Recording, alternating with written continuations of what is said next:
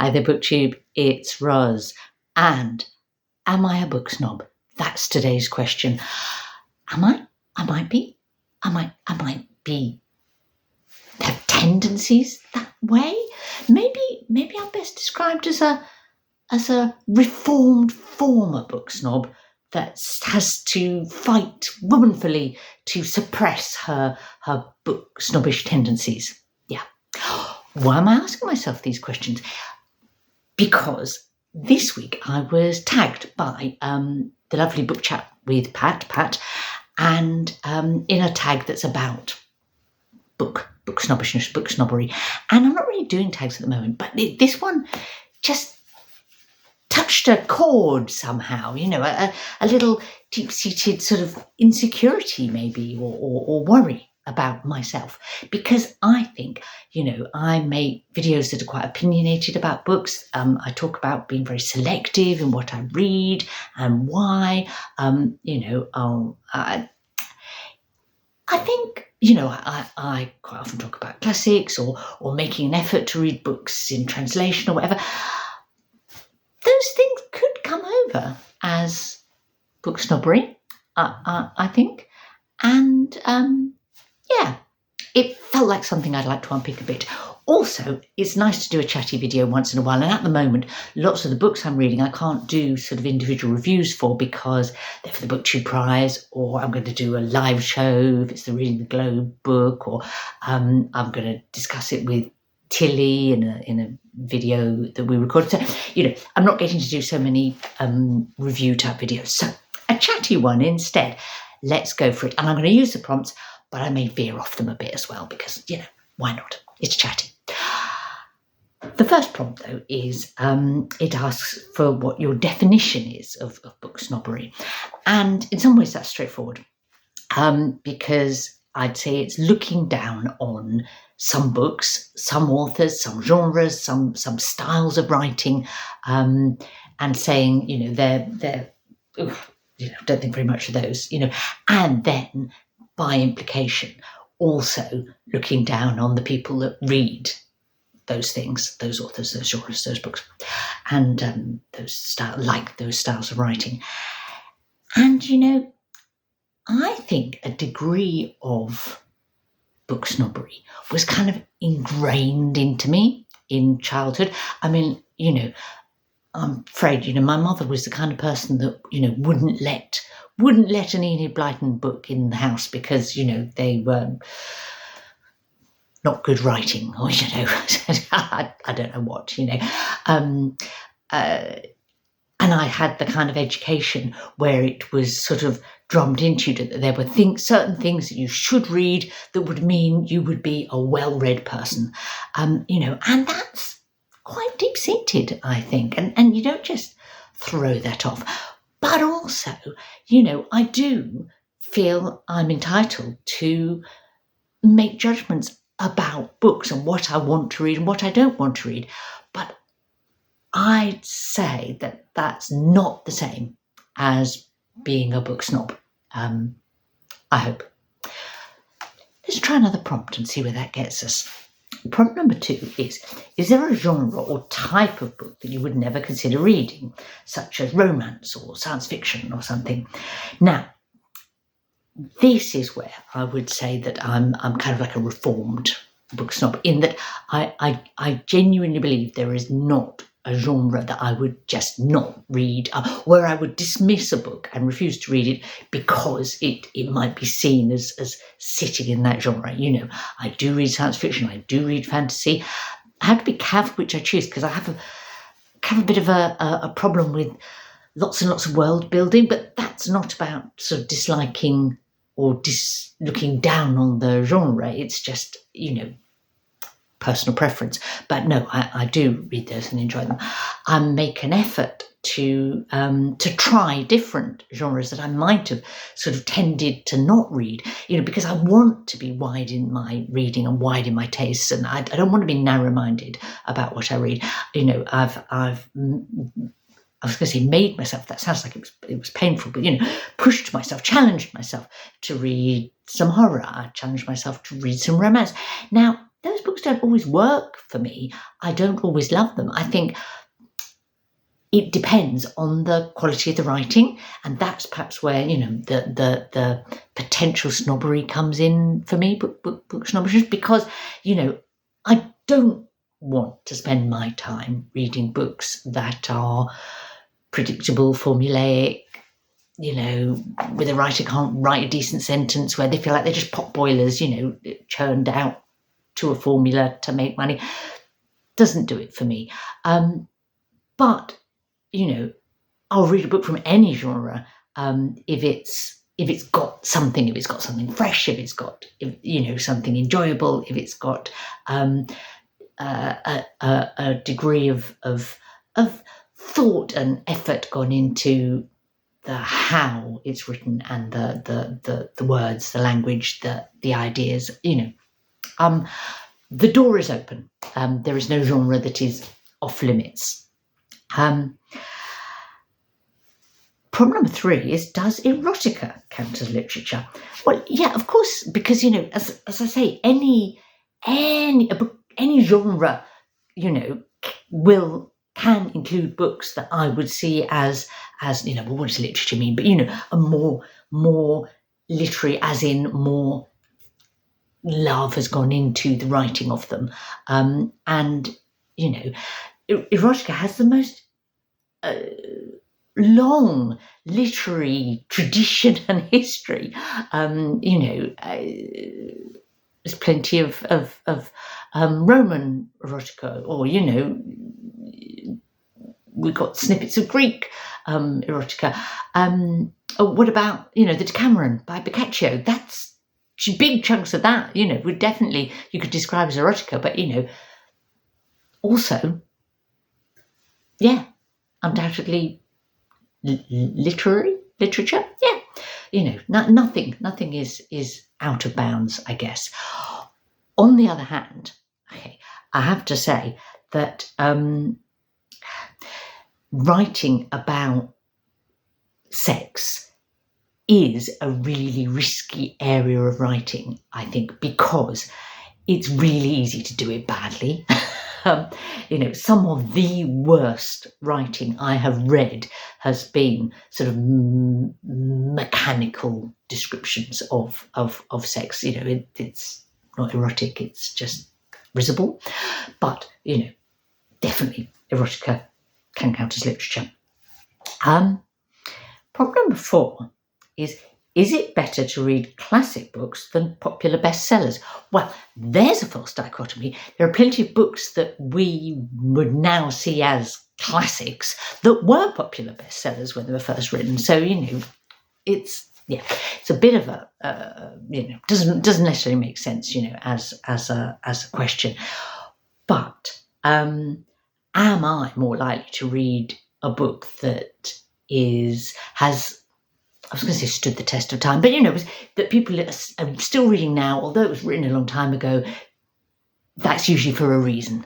There's going to be something in it that has meant it's kept being read, and that it offers something to the reader that is still going to be rewarding for me. I'm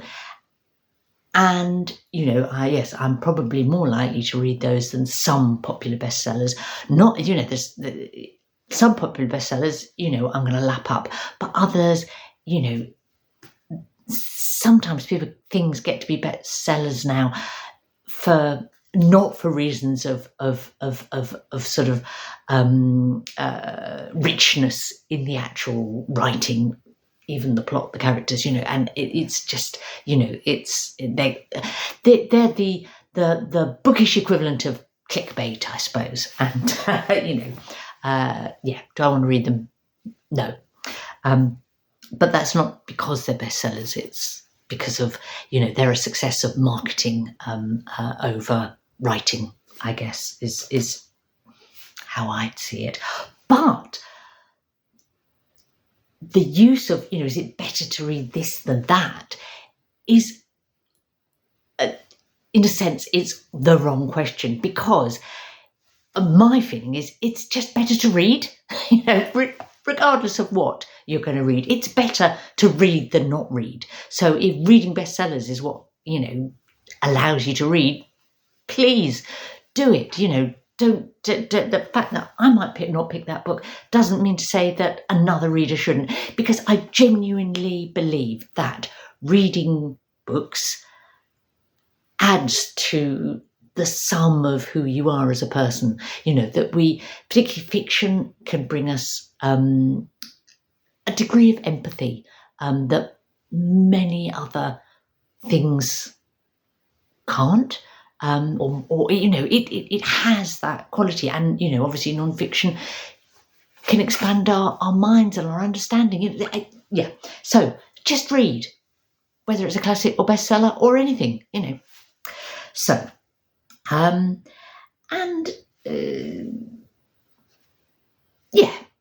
think that all makes sense. You know what I mean?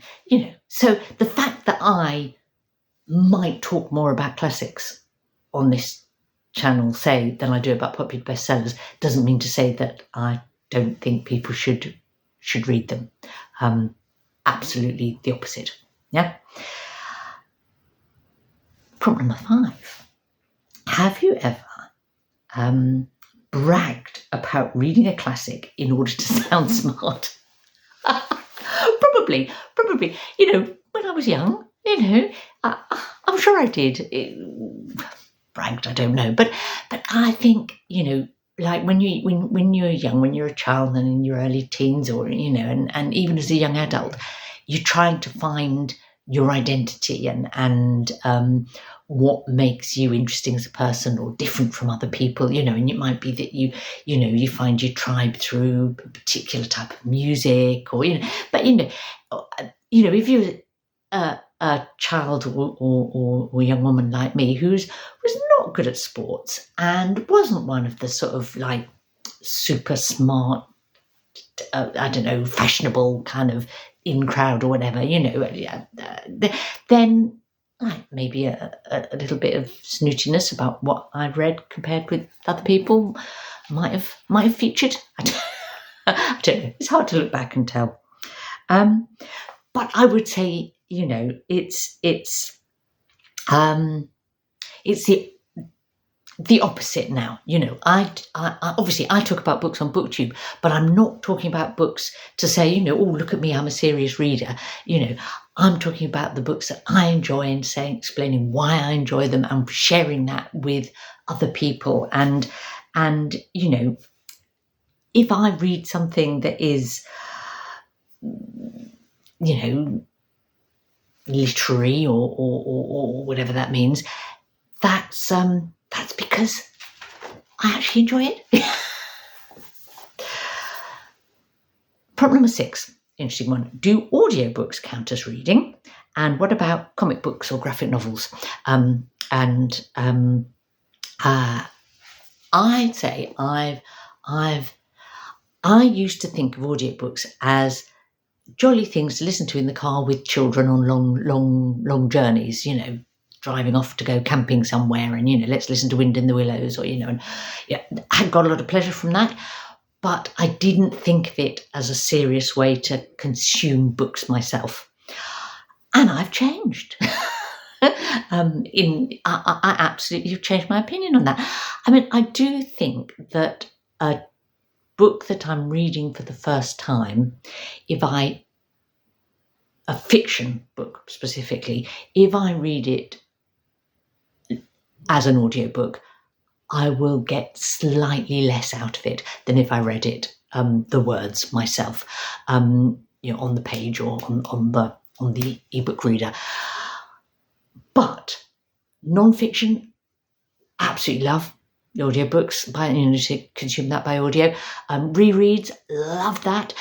And I can really enjoy doing a mix, having a book where I've got a paper version and an audio version, and if I'm in the car, I'll listen a bit on audio, and then I'm back home and I'll read a bit of the actual book. That works wonderfully for me. So I've found my way into getting the most out of audiobooks, and it's very valuable for me now because I love to read as I walk. Now, I've had a couple of broken bones recently, and I need to be a bit more careful about this.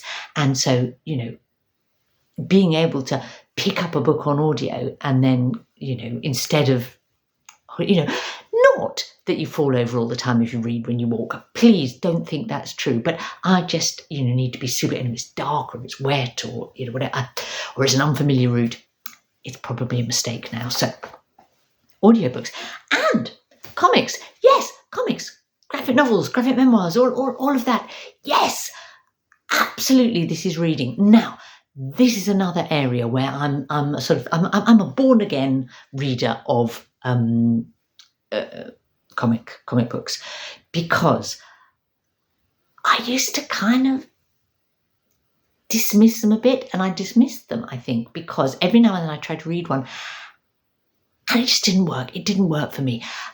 And I thought that was them. And then I realised when I heard, particularly since I've been on BookTube, heard other people whose sort of taste and interest in books I respected obviously get a lot out of reading comics, comic books, graphic books. I realised it was obviously something I was doing wrong. And the lovely Lindy of Lindy's Magpie Reads agreed to kind of be my mentor for getting into this world that I was missing out on. And it worked. She gave me a load of recommendations. We did some sort of buddy reads. And now, what I realised was I was just reading the words and not really absorbing the graphic quality of these books, and that not giving them the equal attention that it needed. And now I do. I love them. Brilliant. Yeah. Most months I'm going to read one or two. Prompt number 7. Have you ever looked down at someone for reading a popular fluff book? Popular fluff book. Funny way of saying it, but I know what I mean. Like, something with little substance, self-help or a celebrity memoir or whatever.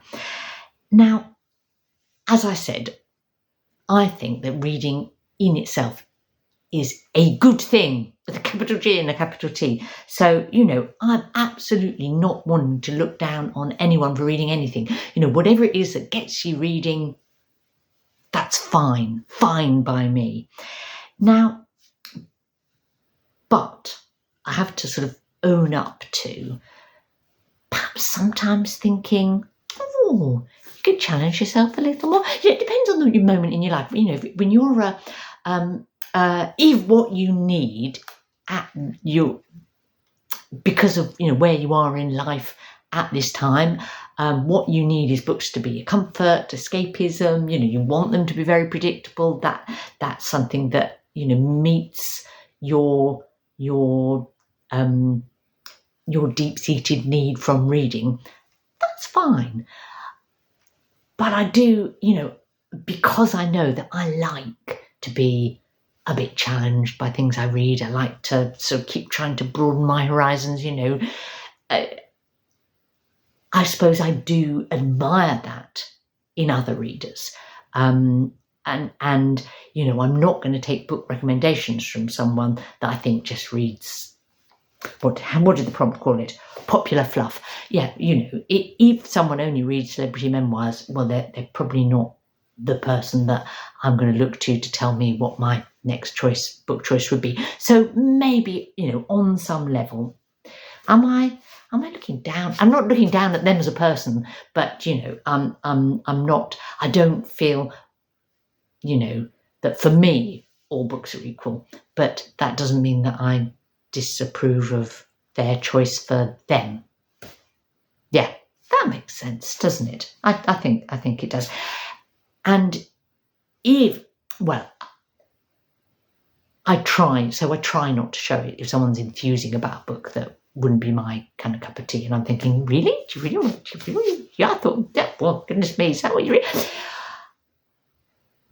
But sometimes, if another person in my life tells me that I should read a book by Matt Haig, it is just possible that a little bit of that sort of horror and repulsion might leak out. It's like, it's just, please don't tell me what I should read, and I won't do that to you either. There you go. Self-help books are an interesting one within that prompt, and self-help books are probably a genre that I am closest to despising, that I won't read. Now, I've got to qualify that. Obviously, some self-help books are very, very purposeful. Now, Tilly, my daughter, Tilly Shelf, she just did a video about books on pregnancy, and recommending or talking about 5 different books on pregnancy, and ranking them or whatever. Well, when you're pregnant, yes, do read a book about pregnancy. That's absolutely fine. But I just feel an awful lot of self-help books they're almost like a scam, a literary scam. They're kind of like, I don't know, almost like exploiting people. I don't know. You can argue with me about that if you like, and about Matt Haig, which is sort of a bit of the self-helpy end of fiction, isn't it? Now, prompt number 8. Have you ever been the recipient of someone else's snobbery, book snobbery, I'm presuming? Well, probably, but I won't have noticed. I'm so confident, I suppose, about my bookish taste that I'm probably it's going to be, water off a duck's back if someone were to try out a bit of book snobbery on me. Prompt number 9. Would you ever be friends with a snob? Well, yes, obviously, because your friends come in all shapes and sizes, and some people, have other qualities that endear them to you.